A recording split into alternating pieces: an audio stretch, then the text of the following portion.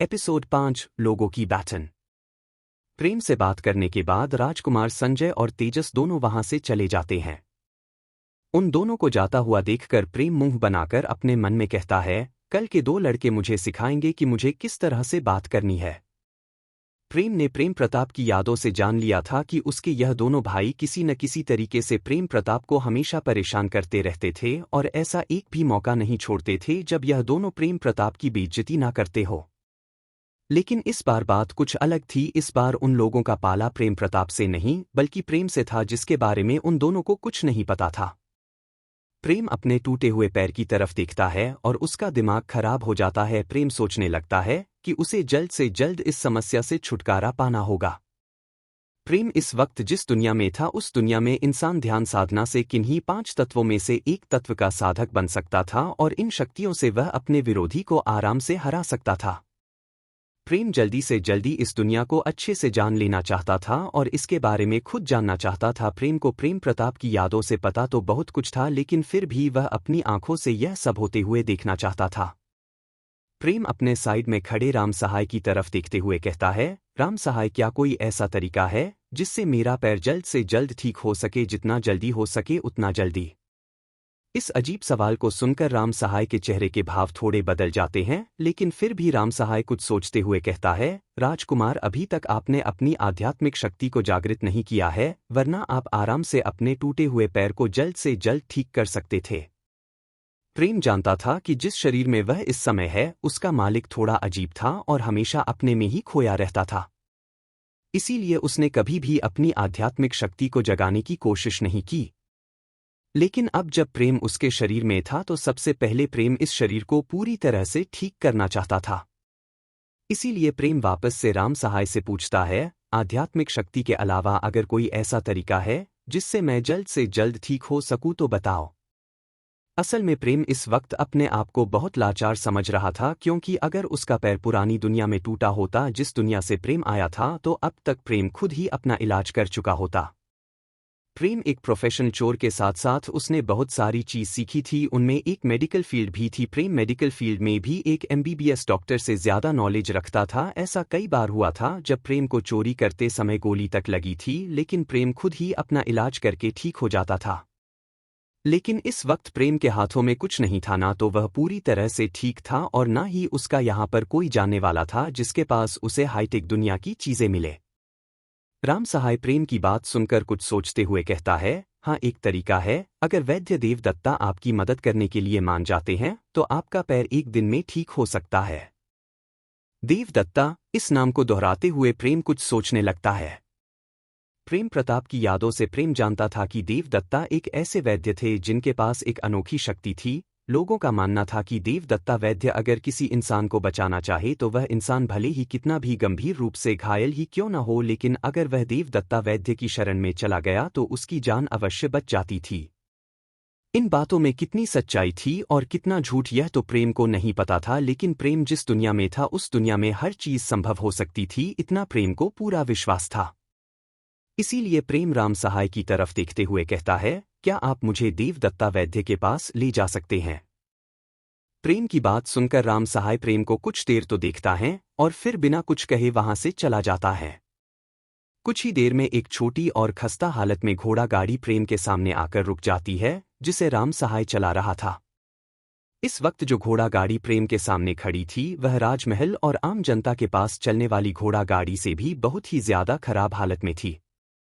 उस घोड़ा गाड़ी में जगह जगह पर कपड़े बंधे हुए थे, मानो ऐसा लग रहा था कि उन कपड़ों से घोड़ा गाड़ी के पुर्जों को बांधा गया हो। महल के बाहर खड़े सैनिक इतनी गंदी और कबाड़ा घोड़ा गाड़ी को देखकर एक दूसरे की तरफ देखने रखते हैं। उन्हें विश्वास नहीं हो रहा था कि एक राजा का बेटा ऐसी घोड़ा गाड़ी में सवारी करेगा। वैसे तो राजकुमारों के लिए एक अलग से घोड़ा गाड़ी होती है, लेकिन प्रेम की जिंदगी में ऐसी कोई भी खास सुविधा नहीं थी, जिसके कारण से लोग उसे राजकुमार समझते ही नहीं थे। प्रेम प्रताप को भले ही इन सब चीजों से फर्क पड़ता हो, लेकिन प्रेम को अगर फ्री में जहर भी मिल जाए तब भी प्रेम को कोई फर्क नहीं पड़ता था। इसी के चलते हुए प्रेम फटाक से उस घोड़ा गाड़ी पर बैठ जाता है और अपनी टूटी हुई टांग को लटकाते हुए राम सहाय से कहता है, चलो। प्रेम के इतना कहते ही घोड़ा गाड़ी रोड पर चलने लगती है। घोड़ा गाड़ी सिर्फ धीरे धीरे करके चल रही थी। राम सहाय इस घोड़ा गाड़ी को तेज नहीं चलाना चाहता था, क्योंकि उन्हें डर था कि अगर घोड़ा गाड़ी तेज भगाई गई तो उसके पुर्जे रास्ते में बिखर जाएंगे और उन्हें समेटना बहुत टेढ़ा काम होगा। प्रेम भी समझ जाता है कि यह घोड़ा गाड़ी इतनी धीमी क्यों चल रही है, लेकिन प्रेम को कुछ खास फर्क नहीं पड़ता है। बस प्रेम चुपचाप अपनी टूटी हुई टांग लटकाए हुए बैठा रहता है। प्रेम ध्यान देता है कि रोड पर चल रहे सभी लोग उसकी तरफ अजीब निगाहों से देख रहे थे। अपने ऊपर इतनी सारी आंखों को देखकर प्रेम तुरंत अपने चेहरे को छूकर देखता है। उसे ऐसा लगता है कि जैसे उसके चेहरे पर कुछ लगा है, लेकिन उसके चेहरे पर कुछ भी नहीं होता है। प्रेम अपने चेहरे को छू ही रहा होता है, तभी उसे रोड पर चल रहे किसी इंसान की बात सुनाई देती है, जो कह रहा था, महाराज ने अच्छा किया कि इस जैसे इंसान को महल से बाहर निकाल दिया। अब देखो एक रामकुमार कैसे एक भिखारी की तरह घोड़ा गाड़ी पर चल रहा है। प्रेम को उस आदमी की बात सुनकर समझ आ जाता है कि वह सब लोग उसे नहीं बल्कि उसकी घोड़ा गाड़ी को ज्यादा देख रहे हैं। यह समझ आते ही प्रेम वापस से निश्चित होकर बैठ जाता है। उसे बाहर हो रही बातों से कोई फर्क नहीं पड़ता था, उसे तो सिर्फ इस वक्त अपना ध्यान जल्द से जल्द ठीक होने पर लगाना था। इसीलिए प्रेम अंदाजा लगा रहा होता है कि देवदत्ता कैसे इंसान है और वह उसकी मदद करेंगे या नहीं। धीरे धीरे करके प्रेम की घोड़ा गाड़ी आखिरकार अपनी मंजिल पर पहुंच जाती है। इस वक्त जहां पर प्रेम की घोड़ा गाड़ी खड़ी थी वह एक वैद्यशाला था, जिसके बाहर दीवार पर बड़े बड़े अक्षरों में लिखा था, देवदत्ता वैद्यशाला। घोड़ा गाड़ी रोकने के बाद राम सहाय प्रेम के पास आकर उसे गाड़ी से उतरने में मदद करता है और प्रेम के साथ वैद्यशाला के अंदर पहुंच जाता है। प्रेम जैसे ही राम सहाय के साथ देवदत्ता वैद्यशाला के अंदर प्रवेश करता है, तभी एक लड़का जो शायद वैद्यशाला में काम करता था वह प्रेम को रोकते हुए कहता है, रुकिए वैद्य जी, अभी किसी का इलाज कर रहे हैं, आप बाद में आइए। वह लड़का इतना कहने के बाद अपने सामने खड़े टूटे फूटे प्रेम को ऊपर से नीचे तक देखने लगता है और अपने मन में सोचता है, यह लड़का क्या पागल है या फिर यह पागलपन में छत से कूद गया तभी इसे इतनी सारी चोटें लगी है। प्रेम उस लड़के के ख्यालों से अनजान ठीक है कहकर साइड में पड़ी एक बेंच पर बैठ जाता है और वैद्य जी के बाहर आने का इंतजार करने लगता है। वैद्यशाला काफी बड़ी थी, उसमें मरीजों के उपचार के साथ साथ शरीर को ताकतवर और चेहरे को खूबसूरत बनाने वाली औषधियां भी मिलती थी। देवदत्ता वैद्यशाला राज्य की सबसे बड़ी वैद्यशाला थी, जिस पर हर तरह की औषधियां उपलब्ध थी, इसीलिए उस वैद्यशाला में काफी भीड़ थी। उनमें से किसी ने भी प्रेम पर ध्यान नहीं देता है, क्योंकि प्रेम के चेहरा किसी को भी किसी राजकुमार की तरह नहीं लग रहा था, बल्कि वह तो एक आम इंसान की तरह लग रहा था। बल्कि इंसान तो छोड़ो, वह तो चोर की तरह लग रहा था, हाथों में पत्तियां लपेटे हुए और पैर टूटा हुआ चोर।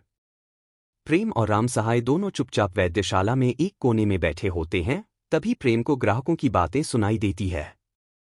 एक ग्राहक कह रहा था, क्या तुमने सुना कल हमारे महाराज का जन्मदिन है? इस बार महाराज ने अपने जन्मदिन पर आम जनता को भी निमंत्रण दिया है। तभी दूसरा ग्राहक कहता है, लेकिन यह अजीब बात है, इतने सालों तक महाराज ने आम जनता को निमंत्रण नहीं दिया, लेकिन इस बार महाराज ने आम जनता को भी निमंत्रण दिया है, इसके पीछे जरूर कोई खास वजह होगी। उन दोनों के ऐसा कहते ही एक और आदमी कहता है, मेरा भाई महल में एक सैनिक है, उससे मुझे पता चला है कि महाराज इस साल होने वाले शक्ति प्रदर्शन के बारे में कोई खास नियम तय करना चाहते हैं। शक्ति प्रदर्शन? लेकिन वह तो 2 महीने बाद होने जा रहा है, तो फिर इतनी जल्दी इस बारे में क्या नियम तय करने की क्या जरूरत है? एक और व्यक्ति कहता है। इसके जवाब में दूसरा व्यक्ति कहता है, हो ना हो महाराज इस राज्य के राजकुमार के चयन को लेकर काफी चिंतित है, इसीलिए मुझे लगता है कि इस बात को ही ध्यान में रखकर महाराज शक्ति प्रदर्शन के बारे में कुछ नियम या फिर शर्तें सभी के सामने रखने की सोच रहे हैं। यह बात सुनकर एक आदमी हैरानी भरी आवाज में कहता है, महाराज को इस बारे में सोचने की क्या जरूरत? राजकुमार संजय प्रताप सिंह एक प्रतिभाशाली व्यक्ति है, उन्होंने 17 साल की ही उम्र में पंचतत्व में से एक शक्ति को जागृत कर लिया था, इसीलिए मुझे लगता है कि महाराज को उन्हें ही अगला राजा बनाना चाहिए। उस आदमी की बात को काटते हुए एक और आदमी कहता है, राजकुमार संजय प्रताप सिंह से ज्यादा प्रतिभाशाली उनका छोटा भाई तेजस प्रताप सिंह है, उन्होंने 15 साल की उम्र में ही अपनी शक्ति को जागृत कर लिया था, तो इस हिसाब से उन्हें ही अगला राजा बनना चाहिए। उन दोनों की बात सुनकर एक आदमी अपनी बात को बोलते हुए कहता है, काश अगर सबसे छोटे राजकुमार प्रेम प्रताप सिंह भी अपने दोनों बड़े भाइयों की तरह प्रतिभाशाली होते तो शायद महाराज उनको भी अपना उत्तराधिकारी बनाने के बारे में सोचते, लेकिन किस्मत को तो कुछ और ही मंजूर है।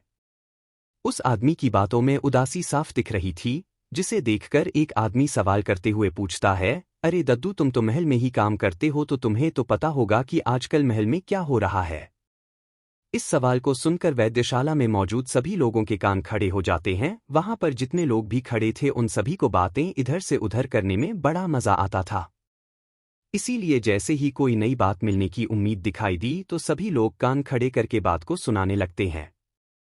जिस आदमी से यह सवाल पूछा गया था वह भी बातों को इधर उधर करने में काफी माहिर था, इसलिए वह चटकारा लेते हुए सभी को बताते हुए कहता है, महल में बहुत से लोगों को नहीं पता है कि पिछली रात को क्या हुआ था। इतना सुनते ही एक आदमी उत्साहित आवाज में पूछता है, आखिर ऐसा क्या हुआ था जो महल के लोगों को भी नहीं पता है। लोगों का मानना था कि अगर कोई बात है जो महल में काम कर रहे लोगों को भी नहीं पता है तो वह बात जरूर बहुत खास होगी या फिर गुप्त होगी, इसीलिए वह आदमी ऐसा सवाल करता है। यह सुनकर आदमी सभी को बताते हुए कहता है, क्या तुम लोगों को पता है कि महाराज के सबसे छोटे बेटे राजकुमार प्रेम प्रताप कल रात घायल अवस्था में पहाड़ी पर मिले थे। इतना सुनते ही वहां पर खड़े सभी लोगों के मुंह से एक साथ क्या निकल जाता है। आदमी आगे बताते हुए कहता है, हाँ, और इतना ही नहीं, मैंने राजमहल के वैद्य के मुंह से सुना है कि राजकुमार प्रेम प्रताप अब कभी भी अपनी आध्यात्मिक शक्ति को नहीं जगा पाएंगे और ना ही कभी अपने शरीर की ऊर्जा को बढ़ा पाएंगे। आदमी के इतना कहते ही वैद्यशाला में मौजूद सभी लोगों के चेहरे के भाव ऐसे हो जाते हैं जैसे कि उन्होंने आज की सबसे बड़ी घटना सुन ली हो। लोगों का मानना था कि अगर कोई इंसान अपने जीवन में कभी भी अपनी आध्यात्मिक शक्ति को नहीं जागृत कर पाता है और अपने शरीर की ऊर्जा को नहीं बढ़ा पाता है तो उसका जीवन जीना व्यर्थ है, क्योंकि इस दुनिया में ऐसा कोई भी नहीं था जिसके पास अपने शरीर की ऊर्जा ना हो। भले ही बहुत लोगों के पास 5 तत्वों की शक्ति ना हो, लेकिन हर इंसान के पास आध्यात्मिक ऊर्जा और शारीरिक ऊर्जा होती ही थी। आदमी की बात सुनकर एक आदमी आह भरते हुए कहता है, सच में भगवान ने राजकुमार प्रेम प्रताप के साथ बहुत अन्याय किया है। एक तो पहले ही राजकुमार की मां हमें और राजकुमार प्रेम प्रताप को छोड़कर चली गई और अब बेचारे राजकुमार अब कभी भी अपने जीवन में अपनी आध्यात्मिक और शारीरिक ऊर्जा को भी नहीं बढ़ा पाएंगे।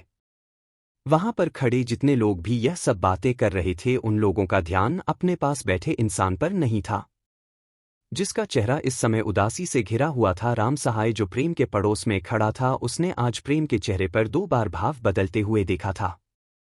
राम सहाय ने अपने राजकुमार प्रेम प्रताप के चेहरे पर हमेशा उदासी देखी थी, लेकिन आज सुबह उनके राजकुमार उत्साहित और खुश थे। लेकिन इन लोगों की बातें सुनकर इस वक्त उनका चेहरा थोड़ा उदास था।